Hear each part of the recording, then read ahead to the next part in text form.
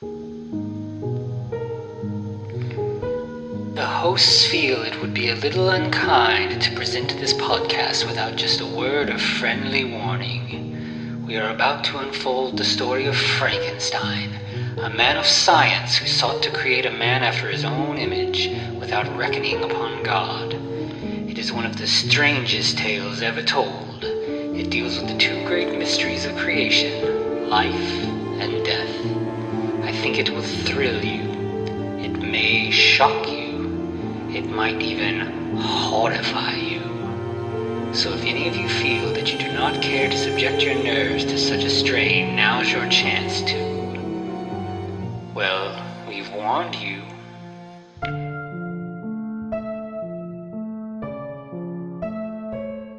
Hello, and welcome once again to the Frankencast. I'm the mad scientist, Anthony Bowman. My pronouns are he, him, and I'm joined as always by... the director and writer that has clearly been on some shit. That is Eric Velasquez. My pronouns are also he, him. Yeah. I think that sums up my feelings on this movie already. Yeah, this one's, it's a wild ride for sure. It's this one, all right. One, there's a lot of content warnings. Oh, yeah. Just be aware of that. Like, we got nudity, we got explicit violence and gore. Obviously, we have Zazis, as I call them. You know. Yeah. I don't know. I don't know. Is it glorifying them or mocking them? I feel like it's doing both to a degree. Maybe it's more mocking than anything. Yeah, it's definitely, it's mocking the Nazis. As far as like the nudity goes, it does feel like it's sort of glorifying it and also mocking it at the same time. Like the nudity is gratuitous, but it's kind of poking fun at the idea of gratuitous nudity by having more of it. I don't know. It's an interesting... It is a comical amount of female nudity. Mm-hmm. They don't do guys. There's a little sexism there, guys. I mean, don't get me wrong. I'm not saying I want to see full frontal. We have, a peen, but I mean, there's definitely more. This is unfair, I will say. How about that? Yeah, but it's like, because it's so over the top, it's like definitely kind of poking fun at itself. This almost feels like Starship Troopers, like that was a movie that was like so over the top that like some people didn't even realize that it was satire, that it was like satirical. And I think this kind of has the same, like, you hear that there's a movie called Sky Sharks, and in the wake of all like the Sharknadoes and Sharktopus and whatever, you just assume this is gonna be like a straight up like dumb CGI kind of thing, like and it is to a point. It is, but like there's a lot of like there's like fake propaganda ads throughout this that definitely feel like they're satirical. Like it's another one of those movies that is like smart dumb, Now don't get me wrong, I'm gonna say this is more dumb than smart. but it feels like there was clear intention, like after a while. In the beginning, no it's like balls to the walls, just stupid. Okay, but then there was a point actually where this clicked for me. I'm not going to talk about how I think it clicked, but in the beginning, I was tipped off to a certain logo that gave me like, wait a second, this is something from a period long past. But we'll get into that at the end, because I have feelings about this. All right, how do we start off? So we start in a plane, as you would expect for a Sky Shark movie, and we have a kid who's playing with a little toy shark. So kind of nodding to what's going to happen. But immediately after we get the logo for Flight NHL 234 Finn Airlines, we get just a naked barbarian lady on that little screen, and she hops on the back of some Naruto frogs. Okay. And luckily we do have the commentary by the father character, who is that one of the like writers or something, because I feel like they're making a statement. I don't know if it is or not, but that would make sense. Marc Fehse or whatever his name is. Yeah. Well, anyway, the point is, he's like, hey, what's the point of this thing? What are you watching? Yeah, so he's watching this movie called Sky Frogs. that is, I mean, obviously is a parody of the movie we're watching, because the nudity is even more gratuitous in the Sky Frog scenes. Oh yeah. And yeah, it's like you said, barbarian girls, like giant swords. It's just ridiculous. And yeah, they're riding these frogs. Mm-hmm. And then the camera kind of bounces around the plane and shows us a few different passengers. We have like a priest that's covered in tattoos. Oh yeah, he kind of looks sketchy, but also it's like he's probably Latino and probably a former gang member. Which, surprise, surprise. Right, like the priest talks to the nun next to him and says all this, like you said, he starts to kind of talk about his past, that he was a gang member, he was in prison and converted. But now he's going to kick ass for the Lord. Yeah. And she's like, oh, Father, you said a curse word. And he's like, I'm sorry, but we are going to kick ass for the Lord. Yeah, I know, right? I love it. I love his explanation of how he was like, Satan had parked his car on the sidewalk of my soul. Oh, dramatic. And he took a dump in my toilet and ordered pizza. What? Did we lose the metaphor? What happened here? And she's like, Satan eats pizza? Well, in this metaphor, he does, yeah. Yeah.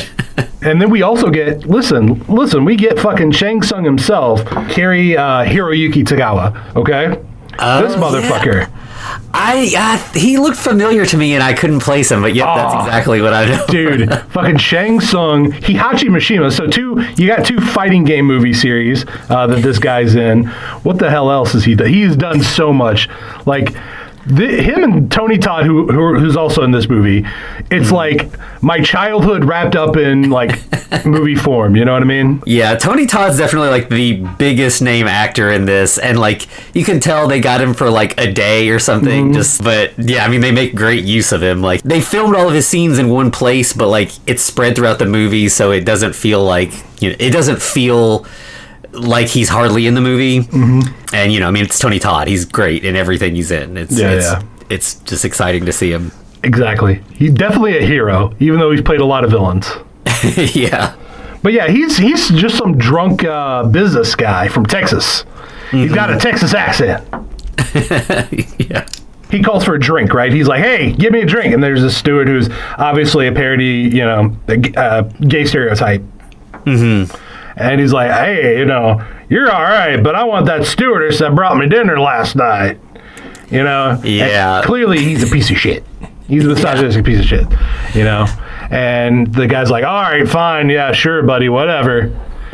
Yeah, and then we get to another guy who's just like, he has a camera, like an old like, what is this? Mid 2010s, mid 2000s camera that has the display, but also this is clearly a future camera, because not only does it have the display, he's able to actually look at porn while he's taking video on the display of the camera. What? Yeah, at that point I was like, okay, I see what this is going to do with nudity. Like, it's just going to throw it in wherever it can. Like, oh boy, does ridiculous. It. There's a couple moments when I'm like, I was not expecting that. That was a very big surprise. So I think at about that point, the passengers all start noticing sharks in the clouds. I think first it's the kid, and he's like, a shark, and the dad's like, shut up, it's just not, adults not listening to kids in horror movies. It's pretty standard fare. But then everybody else starts noticing them too. And yep, sure enough, there's a bunch of giant metal sharks with swastikas on the sides of them and Nazis standing on their backs, riding them. Right, on jetpacks. These freaking sharks have lasers and jetpacks. Yes. By the way, this is only 9 minutes in. Like, right off the bat, we get no time to breathe. Yeah, like, they're going to deliver on the title of this movie. They're going to make sure you get your money's worth. Right, yeah, their whole squad is ready. The squad of Zazi, well, okay, we'll say Nazis. I mean, come on, I've kind of given it away. But they're ready to pounce. They jump on the plane and just freaking walk across it like it's nothing. Yeah, so we got, like, the sharks on the outside. They're, like, taking bites out of the plane. We have some of the Nazis inside, and they're just like, let's talk about how they get inside, okay? First, they shoot these, like, they're swastika-shaped, like, laser cutter things into the side of the plane, and they just use those to cut out the swastika patterns and then rip off half the plane. What? Yeah. Like, this is not rule of cool. This is just rule of whatever the fuck the director or writer is thinking about. Yeah. And like pretty much instantly, it was like I felt like we were kind of getting to know the passengers, so it was like it felt like maybe these people are gonna matter, but no. What's up with all these fucking Nazis on this motherfucking plane? Nothing, because no one matters. They just like kill everybody on the plane. Like, right? Yeah, they fucking just jump in, start ripping jaws off, slashing people in half. Like not even Shang Tsung, Kari Hiroyuki Tagawa makes it. Everyone dies. The priest stands up and tries to fight. Yeah. And that's it. He just gets his head cut off. That's it. And then they slice the nun's head off, and yeah. So what is it? We then get a shot of just a random like maybe I shouldn't say it that way. A feminine Nazi. Because there was that thing from the 90s and early 2000s that was bullshit. Anyway, but she just rams the plane with a shark. Mm-hmm. Why? Yeah, and then right. And when she comes inside, she has like a leather flight suit and moves the zipper down just to show the cleavage. She actually doesn't get naked, but she definitely wants to display maximum cleavage. Man, she must be in a very important character. They're focused on her an awful lot. Anyway, she's got blades. She starts like slicing people up. Yeah, she bifurcates a My Chemical Romance fan. Like he has the black shirt and red tie. Yeah. And so at this point, the plane is kind of like going down because they've taken a bunch of chunks out of the sides of it. And so the Nazis all jump back onto their sharks and fly away to safety as the plane crashes. Hold on, let's not disgrace the stewardess who actually did come to drunk Texas man's aid and was like, hey, listen, here's your drink, but if you try and shit with me, I'm going to throw you out the window before this whole started. She actually gets smashed with like a luggage. Luggage just breaks free and smashes her against the back of the plane. Yeah. So just to make sure everyone died before they even hit the ground. Yeah. But then we get like this really cool 80s synth score, right? Mm-hmm. And it's like, it looks like New York. Well, it starts off in New York, and we get like this voiceover detailing there was this massive attack on this plane. But then we get this fucking 1980s like cyberpunk Ferrari coming in. Yes. And I shit you not, so you know what type of movie this is, the license plate is HOT61RL. So it's Hot Girl in lead speak. Okay? Okay? Are we familiar with what we're watching right now? Yeah. And she speeds around through New York and eventually arrives at a building that is labeled Investigation of Ancient War Engine. What fucking bureau is this? Why? Like, that doesn't even make sense as a phrase. Like, I mean, it was written by Germans, so maybe that's like actual translation. But I feel like someone would be like, this doesn't make a fucking drop of... I mean, to be fair, the movie doesn't make a drop of sense. Yeah. But this definitely is like weird, right? Mm-hmm. Yeah. Oh, by the way, we also get a credit saying starring Kari Hiroyuki Tagawa. He's dead. He's not coming back, guys. They were like, we spent that money and we're going to get the most out of it. Thank you. Right. Yeah, at that point, we cut to inside, and we've got this old man who is injecting himself with a syringe. Oh, we're not going to talk about the car elevator? Just for no reason? Yeah, she just drives the car into the building. Yeah, into an elevator. Like, this is a fucking 1980s cartoon. Mm-hmm. You know? They have the car elevator, and they have all this just wild shit. Like, this is just a couple, I don't want to say naked ladies short of a Toxic Avenger, because it's far above that. Right. So I guess we're just missing mutants, technically. Yeah. This man injects himself, and we get like a computer talking or whatever. I think they say his age is like 135, something like that. Right, but his apparent age is just 75 because of whatever they're injecting him with. Yeah. And we'll eventually find out his name is Hans Richter, and the woman who sped into the building is his daughter, Angelique. Okay, I was questioning that, because she does call him dear at some points, and I'm like, is that his daughter or his wife or both? I'm going to pull a face on that one. But no, I guess they do suss out it is just his daughter. Because they'll pretty like I think right after she gets out of the car and they start talking, they mention that Angelique's sister was sent to the Arctic to investigate something. Yeah, her sister Diabla. Yeah. Why would a German person name their daughter the Spanish word for devil? Well, why would they also name their daughter the French word for angel? I didn't make that connection. Interesting. Like, that's another dumb point, right? They're setting something up, but it's gonna go nowhere. Like, don't expect to pay off any payoffs. None. Right. Yeah, like... Everything about this movie, like, we didn't even mention, so, you know, he's only 75 because of his injections, but he also has a blue glowing, like, dead space spine. Yeah. Very much so, yeah. But yeah, so apparently what they're sending Diabla to investigate has something to do with the crash. They're kind of talking about the plane crash. And I think pretty much after they talk about that, we just cut to Diabla in a truck with a guide driving her to the Arctic base. Okay, can we talk about Diabla? Okay, because, all right, so there's a lot of things here for me to unpack. Okay, Anthony, I need to tell you this. As a kid, I was watching a lot of stuff I probably shouldn't have been, okay? Now, it's going to sound weird when I say this, but there's this show called Lexx, okay? It was filmed and made in Canada, okay? Okay. Now, in America, we have a lot of repressed sexual stuff, I will say, right? Right.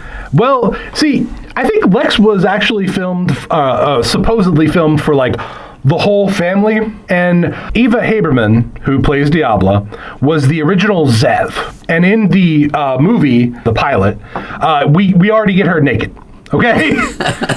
Okay. So, I have feelings, and we're just going to leave it at that. But her sister is played by Barbara Nedeljakova. I slaughtered that, and I apologize. But like she's pretty much a firm B actress, whereas Eva Haberman basically is, but she's also done some television and other things, right? Okay. All right.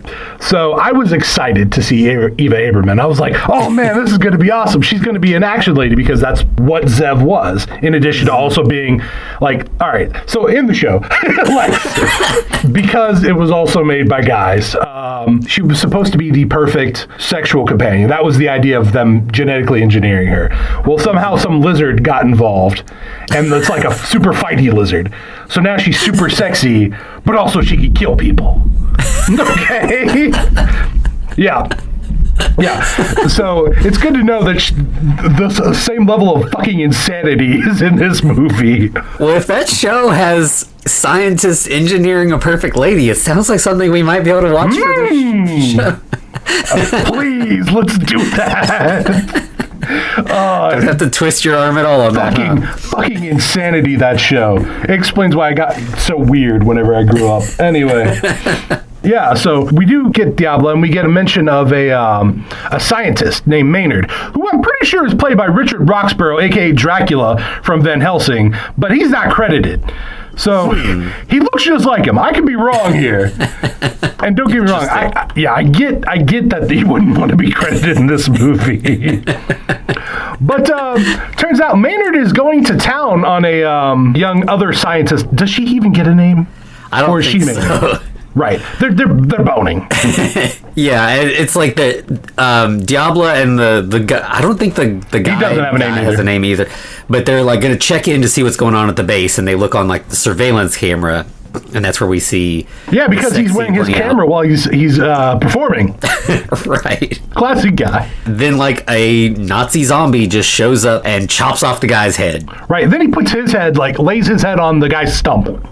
It just like looks down at this naked woman who's now covered in blood. Well, she's not no punk because she somehow gets a shotgun, and then we get a full frontal, like everything of this lady. We know her birth date now because of how naked she is, right? Yeah, I mean, like at this moment, like the movie is really kind of telling. You know, you got head-to-toe naked woman covered in blood with a shotgun shooting a Nazi zombie, and it's just like if you're not happy with what you're seeing right now, go ahead and press stop now, Get out while you can, because it's going to keep going from here. Yeah, everything is summed up in that one scene. Yes. I think at that point, like, Diabla arrives, because she's seen all this happen on the security camera thing. So now we've got the unnamed naked woman running around with a shotgun, Diabla running around in the facility as well. And I think the zombies end up grabbing the woman and dragging her away. Yeah.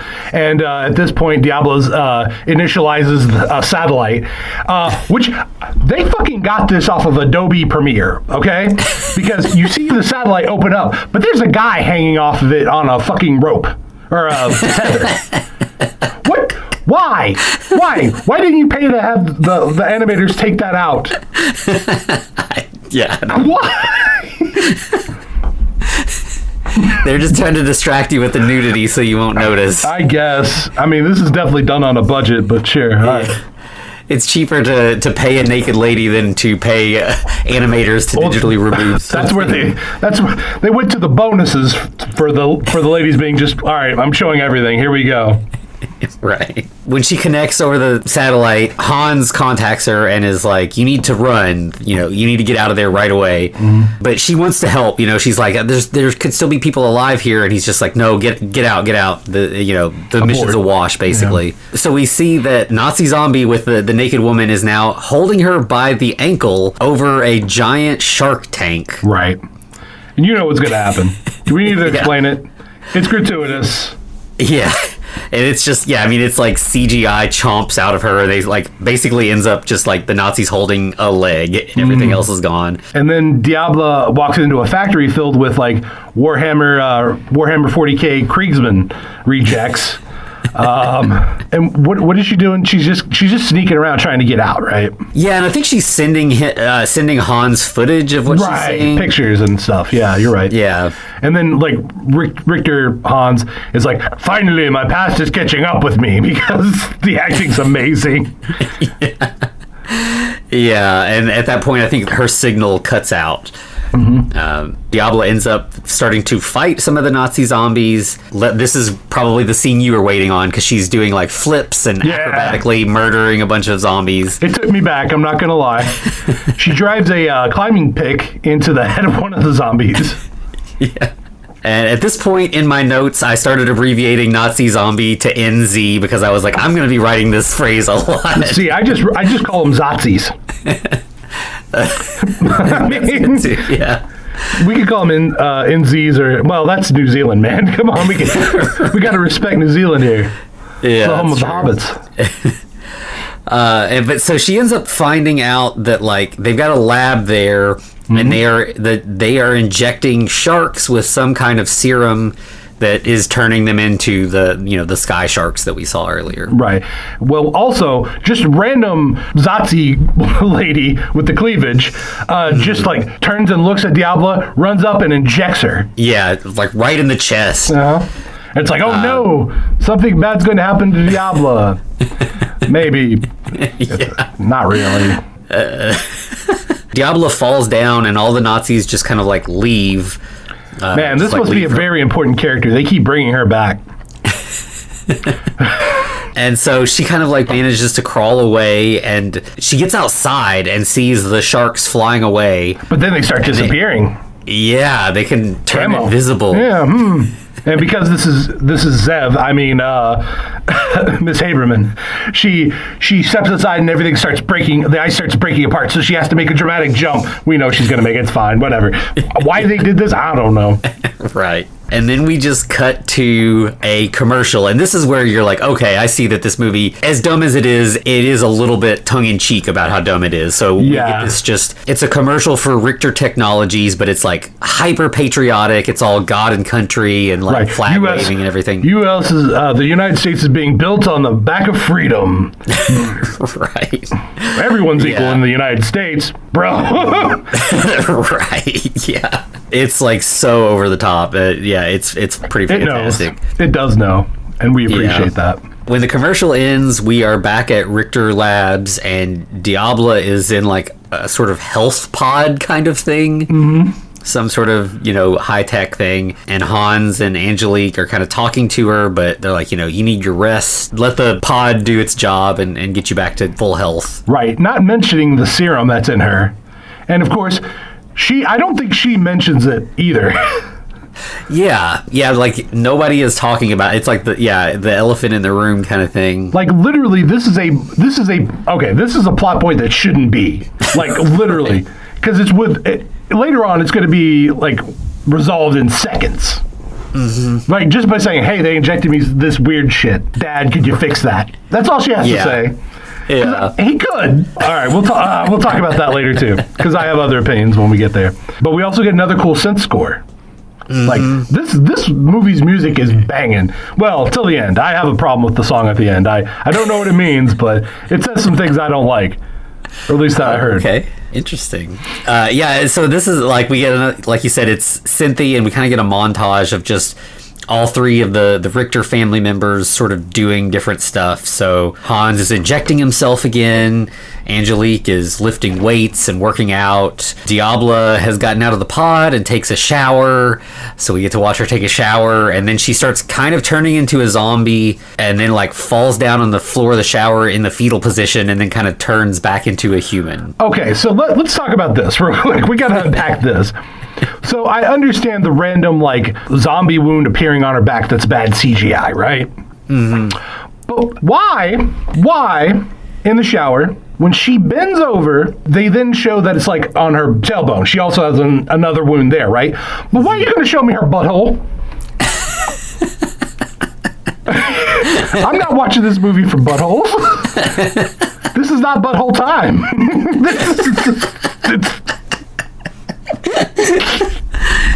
What? God bless Eva Haberman for cashing that check. Yeah.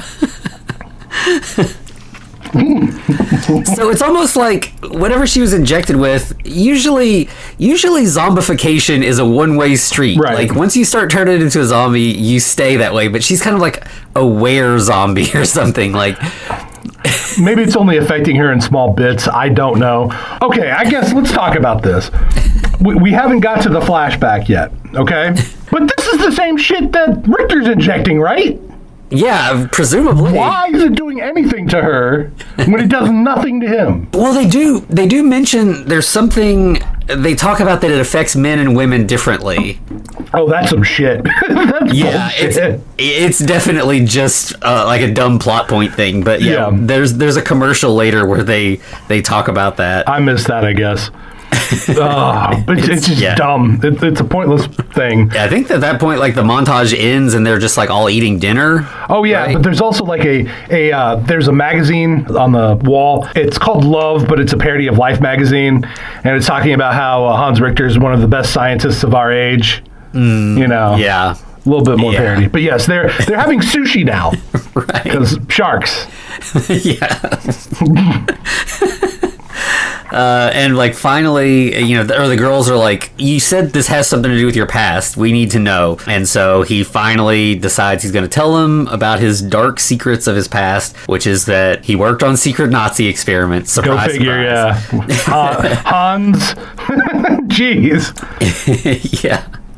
He worked for a guy named Hans Limler, which, Right, yeah. And we cut to like a flashback where we get to see some of this. The head of the project that he worked on is Kammler, I think's his name. Yeah. And he's like dictating a letter to Himmler, and then like a bunch of Nazi officers arrive. That it seems like they're like there for like maybe like a tour of the facility or something. Mm-hmm. And we get Project Himmelfaust, aka the Sky Sharks. Yeah. Mm-hmm.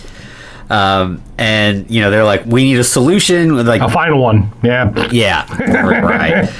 And so the solution is this Sky Sharks, and so then we get this propaganda video for serum K7B, and this is where it says something like it turns live men into super soldiers, but it turns live women into aggressive, super smart zombies. Right.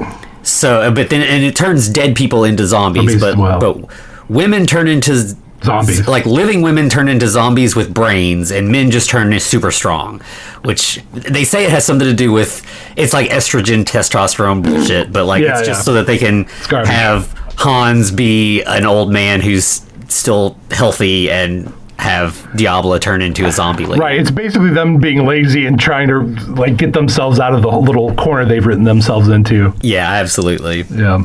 But yeah, so the whole plan is we've got this serum. We can, it's very similar to Overlord. Like we need 1,000-year soldiers for the 1,000-year Reich. Yeah, almost verbatim. Yeah, I think they say something about the 1,000-year Reich, which of course that was a real thing. So that term was, at least, obviously it wasn't a real thing, thank God.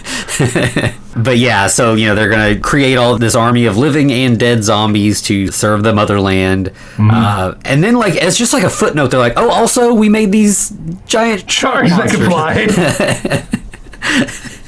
It's like the last 3 seconds of the ad, the title of the movie we forgot to mention. There's that too. Exactly. But I think that we then find out that Richter gets betrayed. Kammler and Richter are like, all right, we got to leave. We're going to Argentina. Right. Because that's where the Nazis went. And Richter's like, no, that's treason. Proving, even then, he's still a bad guy. Because he's like, no, we can't betray the Nazi party. And Kammler's like, fuck you, and shoots him. Richter's like, okay, I'll inject myself with this serum that won't zombify me, but it sure will zombify any woman I stab with it. Okay. And so he tells the daughters that they continued work after the Reich fell, secretly. Yep. He drops Project Paperclip, which is a real thing. Yep. I think does he mention Werner von Braun specifically? I feel like the answer to that is yes. I'll say it. This is where America's sin happens, effectively. Yes, exactly. Yeah, Richter ends up the US via Project Paperclip. The rest of the Nazi group, they go into hiding, and they've built 20 sharks and are trying to start the Fourth Reich. Yeah, effectively. Basically, they're Hydra now. Yeah, pretty much. So at this point, the girls are like, wait, I don't know that we could trust Dad. Or at least they give that look, right? Hey, found out your dad's a Nazi. Yeah, that would be eye-opening. Right. And then, the TV comes on, and there's news clips that all around the globe, there's sky shark attacks happening. Right. We get some BBC shots, random shots in Spain and Germany, and apparently 20 of these things are taking down whole cities. Yeah. I feel like more aircraft could be involved in the defense of these cities. Yeah, I mean, obviously these sharks are pretty intimidating weapons, but 20 of them around the entire globe, I think things would happen to take them out. I'm going to bet on the F-16 over the shark. Yeah. But so I think seeing this devastation throughout the globe, the daughters are like, all right, I guess we're going to have to just trust Dad and work with him because we got to strike back. Yeah. Then we get this whole fucking roll call of these special characters that only ever exist on screens. This is the beginning of the pandemic, basically, so not too many people are going to be in person. Yeah. Makes sense, right? So we get the mention of a Japanese shark guy named Katsuba, which is not a guy, it's a lady. We get a mention of a weird CIA guy. Does he have a name? I don't know. I don't think they ever say it. Yeah, I don't think so. We get a fucking arrogant guy from London, once again, not really given a name. However, we get Tony Todd. This motherfucker gets a name. Major General Frost. Major General Frost. Come on. How fucking G.I. Joe is that? Yeah. And because we can't have just one horror alumni, we have to have Amanda Bierce, who's playing the weirdest fucking role I've ever. What is this? She's an American senator. She's Marjorie Phelps, American senator with a German accent. Why does she have a German accent, Anthony? Help me out here, man. Amanda Bierce played in Fright Night. Well, also Married with Children, if you didn't know, that kind of thing. And she's kind of like the foil because everybody's like, let's fucking get weapons together. Let's start fighting back. And she's like, we should start a committee to talk about the possibility of creating a bill. She's just trying to bureaucracy it to death. Right. We need to call the Senate. We need to call the president. We need to get everybody together. And then I think it's the CIA guy is like, fuck the president, fuck Congress, let's do it. I love living in a democracy. Right, which you're counteracting democracy by just saying, let's do it. Yeah, this felt, again, like they're poking fun at, American foreign policy, just we're just going to do it and not think or talk about it at all. We're just going to jump in, guns blazing. Right, I also like that he calls it a Nazi reunion tour, that they're back. Yeah, we know all about those. Okay, so then we get a newsreel that's like the fucking weirdest read ever, man. Like, God bless this actor. Yeah, he says, like, basically the economy is tanking because of all the sky sharks. Makes sense. And because of this martial law and everything, and specifically the no-fly zone. They made the entire Earth a no-fly zone. So all planes are grounded. Right. Once again, where are the F-16s, guys? I feel like we could use a couple of those to reinforce the no-fly zone. Yeah. But then he just randomly says, "May God save our great country," blah, blah, blah, you know. But he says it, like, so fucking flatly. Yeah, it's so, like, half-hearted. Yeah. Like, please, God, help us. Maybe that could be satire as well, you know? Yeah. But then we go to the Nice Airport in France. Yeah, and there's, like, a bunch of people, it's weird. So, like, it's if the economy has tanked or whatever, like, this has gone on for a little while. We can assume at least a week or so. Mm-hmm. And these people are all just sitting in the airport as an intercom just keeps saying, all flights are canceled. All flights are... And it's like, why are you just sitting in the airport? Like, go somewhere, you know? Are there not hotels they're going to put you up in? I feel like if your flight gets canceled for a night, you might just stay in the airport, but, like, not past that. No. Like, these people are living and dying in this airport. Yeah. It's the terminal. Oh, and then we're introduced to a new cast of characters. Guess what? They're not going to matter. Not a one of them. Right. So we got a dad yelling at his kid who's playing with the ball. We get this random fucking couple, like, they're sky marshals, right? Mm-hmm. They're American sky marshals, if you didn't see those quotes, because one's clearly French and the other one's clearly German. I can't wait to get back to the United States. Yeah. They're just kind of watching news footage while they're just waiting around in the airport forever. Mm-hmm. We just cut away to this weird scene that looks like black market deal is going on, some sort of back alley kind of thing, and they're trying to buy the antidote. The antidote. Clearly, this is the antidote for the Zazis, right? Because that's the thing that makes sense here in this context. Right. All right, but then we go back to, like, we get a little bit of a prep scene with Angelique and Diablo. They meet up with some Spec Ops guys. Then we get a cool ad, which this ad makes less than no sense. For the Dead Flesh Forces. One, that's a terrible name. Two, you're just going to put that on the fucking TV or in a fucking airport's fucking terminal? Right. We're leading with that? That's what we're going with on this? Yeah. Okay. Yeah, it's like the idea is that you can join the Dead Flesh Forces and you can, like, it's drone fighters but with zombies. Like, you can control a zombie from, like, the safety of the base. Right. Have you seen the movie Avatar? It's that with zombies. And the funny thing is, which Avatar am I talking about? It's the one with Gerard Butler, where he's basically a video game character. I think that's what it is. Let me make sure. Oh, it's called Gamer. I'm sorry. It's about avatars. Gotcha. Okay. But it's basically the plot of the James Cameron Avatar too, right? Just like people control. Yeah. If it's Avatar, this is it. Even the one filmed by M. Night Shyamalan. Sure.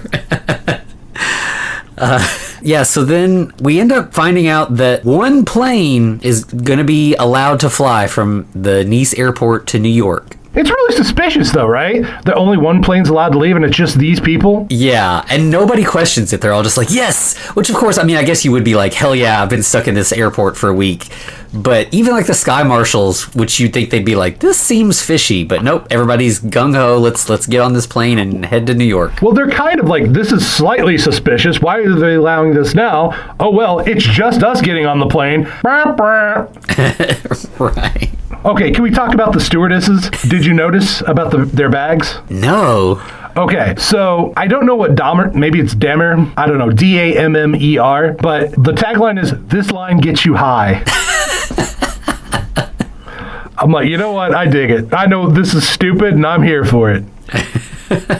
Right.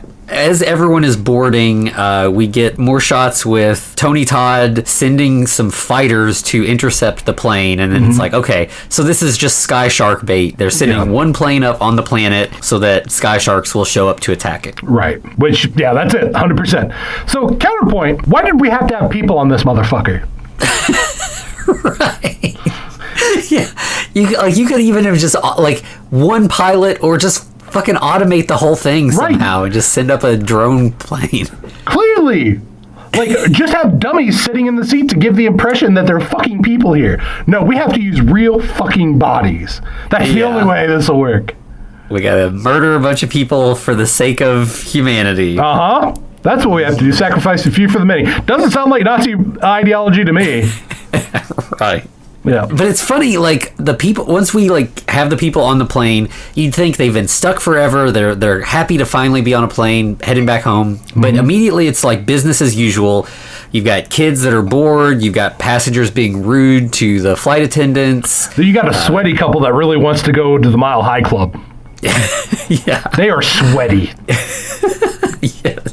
And so, of course, they head back to the bathroom. So we needed some more nudity. It'd been a few minutes, so we also get some like video game nudity, right? Because there's this little kid playing on an old Game Boy Advanced, but it's like full screen as opposed to just the one little screen in the middle. Yeah. And Grandpa's like, does the female lead get clothes on once you get to the next level? Ha ha ha ha. Right. And I think this is Sky Sharks the video game, or Sky Frogs the video game. Right? Yeah. We'll find that out later, because I'm like, what is this? As we've kind of gotten to meet all of our passengers, again, just like the beginning, they all start to notice that there are sky sharks flying around outside the window. There's something just outside the plane. And the way that the zombies break into this plane is particularly great, because they're on the roof walking around with like magnet boots, and they smash through the roof of the plane just perfectly where the Mile High couple is, and just crush the guy's head. Right. I feel like, all right, I have a theory here, okay? Hear me out. I feel like they planned on like killing the guy and then like getting camera footage from like his point of view or as he's dying or something, because we get that shot, right? Because it's a telescope is what it is, or a periscope. Yeah. But I feel like you see the camera, so they're like, oh shit, we have to explain it. Because you see the dummy with a camera lens like rotating. Right. So that's my theory. It may have been intentional, but I don't know if I buy that. Yeah. And it's funny, like every time that there's a couple having sex in this movie, the guy gets killed so that we can watch the girl, basically. Yeah. With boobs out, of course. Mm-hmm. Yeah, obviously. Yeah. So at that point, the zombies start to board the plane. Right, we get that female Zazi, and she impales like a female pilot who's just like, fuck. Right. I mean, that's a response. And to make things more efficient so that we don't have to like go through the plane and individually kill everybody, they decide to do a ghost ship. Exactly! That's exactly what the fuck I wrote down. They shoot this fucking barbed wire chain across through the cabin's hull to the other side and catch it. And I'm like, this is a ghost ship. Immediately. Yeah. Yep. And so they saw the plane in half long ways and just chop a bunch of people's heads off. Yeah. But they only do it through first class, and then they stop so that they can manually go through and kill everybody else. Economy class. Right. Of course, we get that the Spec Ops team is incoming, but they're not doing shit right now. So we also have this amazing shot. Like, what are they thinking with this? Like, I actually had to stop, walk away for a bit, and come back. Because one of the air marshals pulls his gun, does nothing. Just completely useless. Right. What the fuck? It's like, if you're thinking about the cabin being depressurized, my dude, I've got bad news for you. That happened with a length of fucking barbed wire chain a minute ago. Right. So then we cut back to the Black Ops teams, and they fire like some sort of... It's like an EMP almost. Yeah, pretty much, and it works for like a minute, but then immediately the sharks are fine, and they're like, oh no, they can mutate and have immunity to the EMP. Right, sure, why not? But I do like... All right, so I got confused here, because I was like, did one of the pilots survive? Because... we just get a random pilot in a random cockpit going, we made it! Who the fuck made it? Surely wasn't that one plane. They're gone. Their wings are on fire. The engine's on fire. They're going down. Yeah. Well, I'll find out in just a second. It's a Spec Ops pilot, but they didn't make it to anything. I mean, they're there and they fired off the EMP. That's it. That's all they did. Yeah. We have a soldier talking to Angelique, and he's like, I've got a cure for Diabla in case things get bad. So it's like they all know now, but they're just going to let her turn. That maybe they think that could be useful. I don't know. It is frustrating, but it somehow makes sense later. Like, it's stupid. It is honestly the stupidest thing in the world, but it makes sense. Yeah, because I think pretty much right after that, Hans talks to Angelique over comms and is like, I think the zombies are looking for Diabla because they see her as one of their own. Right. Basically, it's she's hooked up to the neural network of the Zazis by becoming Zazi herself. Yeah, it's like a hive mind thing or whatever, and they're using her as bait. Yeah, basically that's fucking Richter's MO. I'm using you as bait. Whatever it is, you're bait. Yeah. He's the secret main villain of this movie, who's masquerading as one of the good guys. And in fact, I think like the next scene is him talking to Major General Frost, and he's like, I think that ultimately the zombies are coming for me. They want to kill me because I'm their maker. Right. So it's like this is the Frankenstein thing. Like he's like you said, he's the villain. He's the Dr. Frankenstein, and the zombies are his creation. Well, yeah, and I love Frost. I love Tony Todd as Frost because he's like, yeah, why do they have to attack the East Coast? My daughter's about to go to Princeton. We're never going to see his daughter. What is that daughter? That is definitely telling versus showing. Damn it. Right.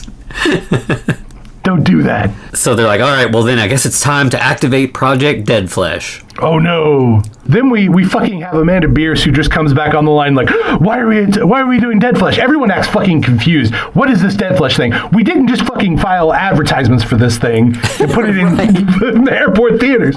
And all right, I will say I fucking love that they have the CIA guy, and clearly in Mexico is in the upper left-hand corner of the screen, and they're waterboarding a guy, a cartel member. It's like, all right, you got us there. That's fair. That makes sense. He's supposed to be one of the good guys, and he's doing a torture. Yeah, there's not really any good guys in this movie, everyone's bad guys. Then we cut to another flashback. Now we're in the Vietnam War. Right, Korea and Vietnam, mostly Vietnam. Hans, like, I guess, finally convinced the American military to fund his attempt to create zombies here in America. Yeah. So they tested it with a super soldier named Damien, who fought against an entire Viet Cong army of zombies. He's legitimately our Frankenstein monster. This makes no sense, but they wanted to test him to see how powerful he would be. And tell us how they do that, Anthony, because it makes a lot of sense. Yeah, they drop the K7B serum on a Viet Cong village, right? That they've and turn murdered. them into zombies. Yeah, so it's basically like the My Lai massacre, but turning them into zombies so that he can not just fight regular people. They want to see how he does against zombies. Yeah, other zombies of his caliber. I guess it does kind of make sense. Maybe Richter's thinking ahead because he's like, we're going to have to fight Zazis in the future. Yeah. I think I'm giving this movie too much credit. Forget I said that. It just seems like a crazy idea to be like, I'm going to turn some of my enemies stronger just as a test. Right? That's what I said. I'm like, why the fuck would you do this? Let him out first. Have a random test run. Sure. Yeah. And then dial up the difficulty. You know? So then we get another montage scene with a cool synth score where the Viet Cong zombies attack. Can we talk about the prostitute that goes into the camp? Oh, yeah. I forgot about that. Like, were they thinking she had chlamydia? Because, like, half of her face is exposed. Like, you're seeing into her mouth. Yeah, and like these American soldiers are just bringing her in. Like, is that the joke that it's just like, oh, she's got chlamydia or whatever? What is it? Is it chlamydia or gonorrhea? Which STD like devours you? Yeah, I think it's chlamydia. I feel like it is. Yeah, but yeah, so maybe they're like, because one guy just looks away. He's like, oh gosh, you know, he clearly sees that she's missing part of her face. Yeah, and I'm like, that's a zombie. Yeah. And so yeah, then the zombies kind of swarm the whole base. Oh, we get but the beginning of this attack's amazing because that is the worst CGI I've seen outside of 1998. With that hand unrolling and throwing out the grenade, that is some peak fucking PlayStation graphics right there. Yeah, it's something. It is something. And yeah, then it's just like a big fight scene. He's like killing zombies left and right. Damien is, but then something goes wrong. And he just pulls the transmitter out of his own head. Right, it's because Dr. Green got too sweaty. That's it. Yeah, the guy controlling him. And then Damien just starts killing everybody on the base. Yeah, and because this is Vietnam, he has to have the necklace of ears. And I do like the touch, though, that he pulled his helmet and where it has Born to Kill written in it, it's Reborn to Kill in blood, like the Re is in blood. So I'm like, all right, I got you. Yeah, I'm on board. Metal Jacket reference there. You know, then I think it cuts to the present, and Hans is like, so transmitter's not enough, but now we have nano machines. Yeah.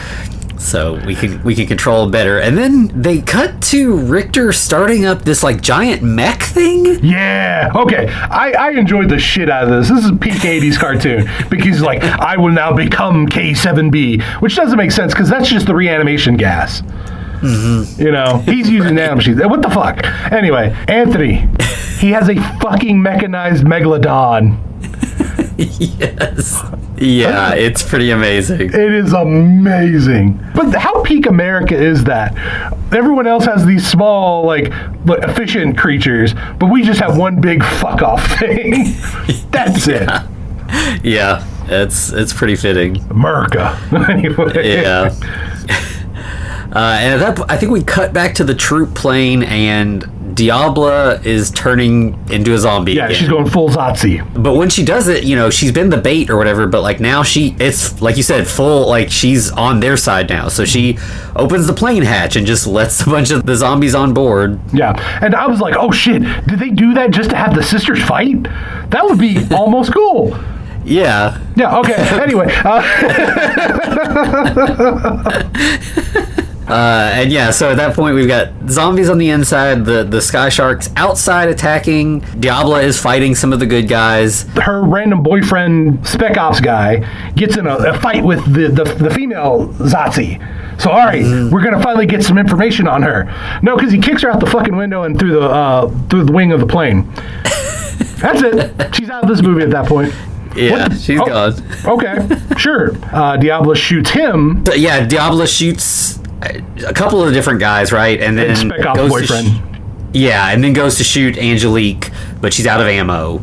Okay, this is it. This is when we're gonna have the sister fist fight.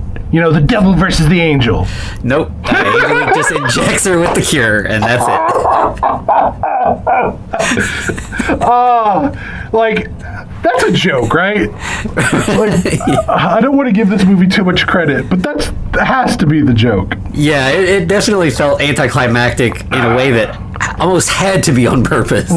Outside, we see Hans in his megalodon mech, and he's just taking out the smaller sky sharks left and right. Yeah, he like blows them all out of the sky at this point. And we get the best fucking line. If I ever meet Tony Todd, I'm going to shake this man's hand, and I want him to sign something with this fucking line. It's raining barbecued fucking catfish. Yes.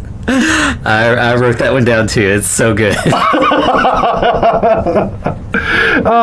He is a national treasure. We should do everything to save him if he's ever in any peril whatsoever. Yeah, he is the best. And so yeah, at that point, it looks like all the zombies are dead. Diabla is cured. Everything's fixed. So on the comms, the daughters are like, "We're coming home, Dad. We're gonna celebrate. We're gonna order you a seafood pizza, 'cause sharks." Right. But he seems kind of like they're all excited and hype and everything, and he's just kind of like, well, I'll see you when you get, like, he's just really kind of bummed out and kind of resigned to something. Yeah. They hang up and they're kind of joking like, Dad's acting really weird. We should. They don't seem worried. They're kind of joking about it. Right. They're like, oh, he must be getting old. Right. Bro. And then we just see him remove his tech spine and set it on the table. Casually, as you do. Yeah. And then he's just like watching the sunset. So presumably he's like decided that his work is done and he's now ready to die. Well, Angelique did make him promise that he would retire from everything. What the fuck does that mean once they're done with this? Yeah. And it's like, that seems like a bad plan, you know? I mean, you don't know what might crop up later. Yeah. Yeah. Cut to credits, and then we get a post-credit scene pretty quickly. Well, this is what I mentioned earlier. I couldn't make out the entire song, but it sounds like they're kind of either praising or damning Hitler in the song that's playing during the scene. Because I'm like, don't know how I feel about that. Don't speak enough German to know. But just be aware of that. Interesting. Okay. Just wanted to pop in here to clear this one up. So the end credit song Eric's referring to is called Der Mussolini. It's by a German electropunk band called Deutsch Amerikanische Freundschaft, which means German-American friendship. They were characterized by driving industrial drums and pulsing synth bass tones. And more importantly, they were known for ironic, repetitious lyrics that played with zeitgeisty words and phrases in ways that towed the line between satire and nonsense. So this song in particular describes various larger-than-life figures from human history in the language of dance crazes. The song's sung in German, but translated lyrics include clap your hands, move your hips, and dance the Mussolini, or move to the left and now to the right and dance the Adolf Hitler. Jesus Christ and communism are also described as similar dance fads. So on the surface, the song could appear to be speaking positively of fascist leaders, especially if you're trying to translate from German on the fly. But if you dig in a little further, it's more intended as a mockery of the bandwagon attachments people have to big movements that unfortunately feels more accurate today than when it was released in the early 80s. Okay, back to you, Eric. Yeah, but yes, we do have this amazing post-credit scene. There's like a lady Nazi zombie giving a speech to a bunch of soldiers, and she's got like a transmitter helmet on that she can control this big ship with. Right, she's got her own megalodon. Yeah, so they're coming back. Right, which this is not getting a sequel. No, definitely not. I don't want a sequel if it does. I'm fine. Yeah, I think this accomplished everything it needed to. Right. And then at the very end, we get another post-credit sequence. A post-credit scene? Yeah. Surely not. But this is our wedding day, right? A videotape of our wedding? No, it's Sky Frogs. Uh-oh.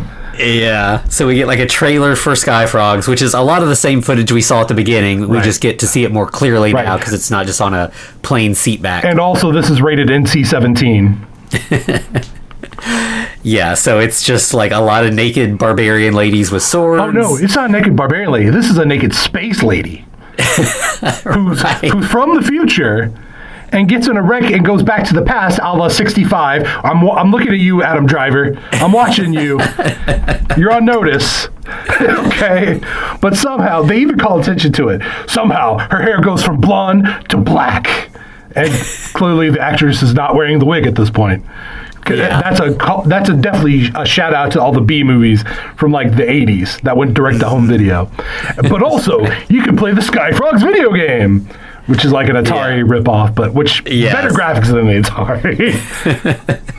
So this is the game that kid was playing earlier. Mm-hmm. So we get a full trailer for the Sky Frogs video game as well. So amazing. It's like clearly this movie doing the Sky Frogs thing. It knows what it's doing. Like it is, yeah. Yeah, don't be misled like I was to a degree, because I was like, is this trying to be semi-serious? No. Once I saw the commercials, that was out the window.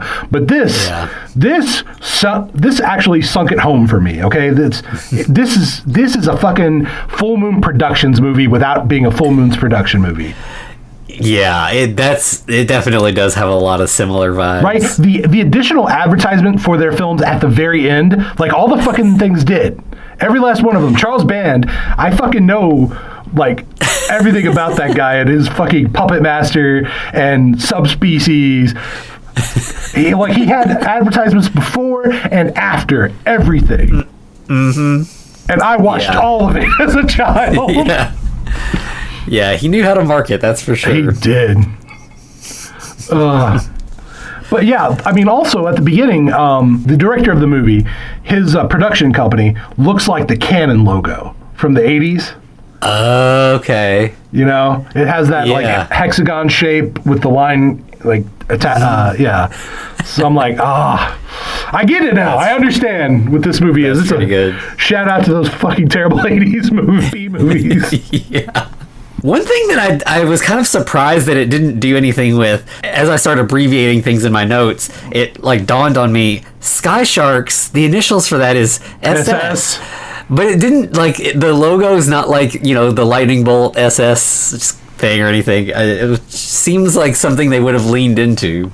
Right. Maybe they actually had some self-restraint on that one. And they're like, well, that's too much.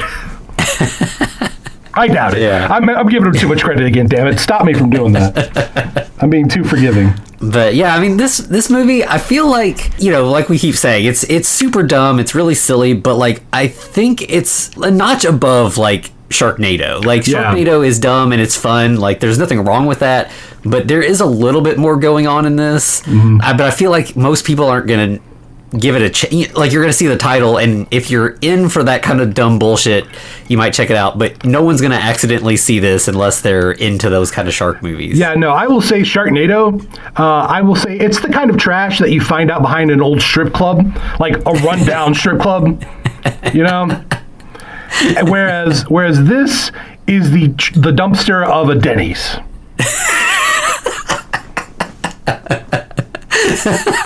I'm not saying it's necessarily a step up. It's just a different, slightly a step up, right? Sure. Right, just a little bit. Yeah, that's. I can't beat that analogy. Okay. That's why you pay me the big bucks, Anthony. Right. But yeah, so we went out with a bang on our sort of war zombie Nazi series here. Oh shit, we did, didn't we? I mean, that was something.